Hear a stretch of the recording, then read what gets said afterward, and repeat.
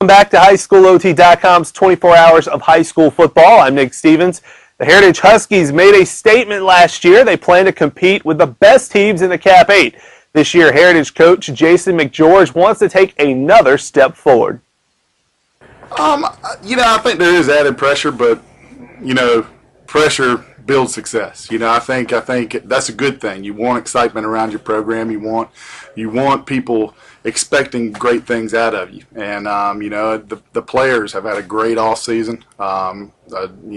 This summer we've had great dedication from our upperclassmen, and they expect a lot from themselves. So and that's going to help build our program. We're still a young program, and we need this excitement to continue to move forward. As a young program, you came from Leesville. They've been dominant in the Cap 8 in the last several years.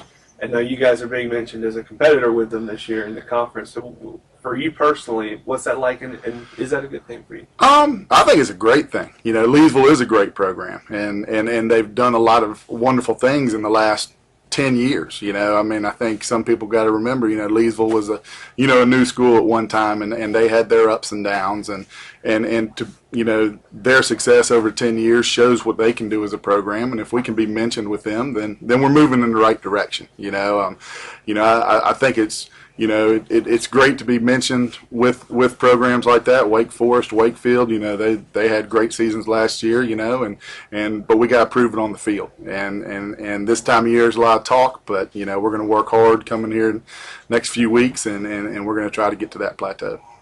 If you guys are going to compete in the conference, possibly win the conference, what is Heritage going to have to do? We're going to have to play our brand of football. We can't get suckered into trying to throw the ball or change a play.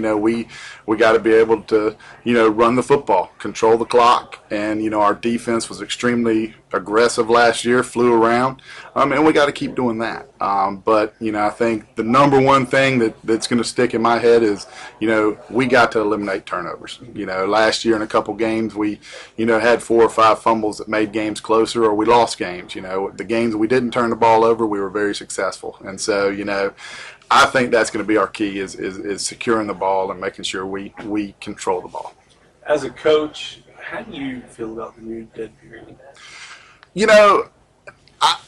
I don't have a personal problem with it. I always gave those weeks off anyways. 4th of July week, a lot of people are traveling. You kind of expected a lighter time in the weight room, so maybe we did 1 or 2 days that week rather than the whole week. And in the week of the coaches clinic, most of our coaches coach other sports, and so they're going to be down at the clinic this day or that day, so it's so hard to organize during that time anyways that it didn't affect us one bit. We continued with what we did.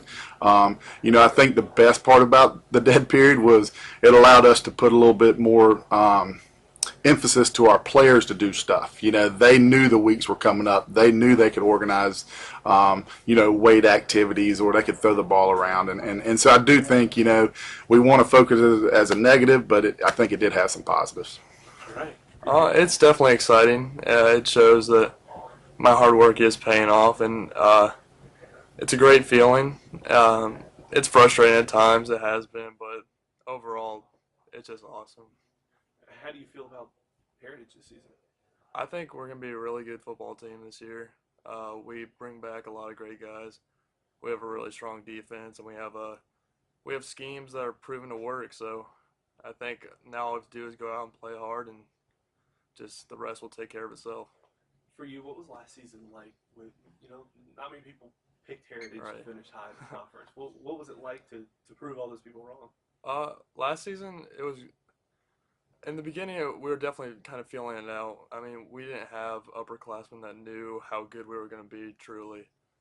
And I think as we went on, we realized that we can play with these guys, and that we can compete for a conference championship. And I think that's why going into this year, we do have that confidence. We have that poise that we know that we can beat anyone on any Friday night.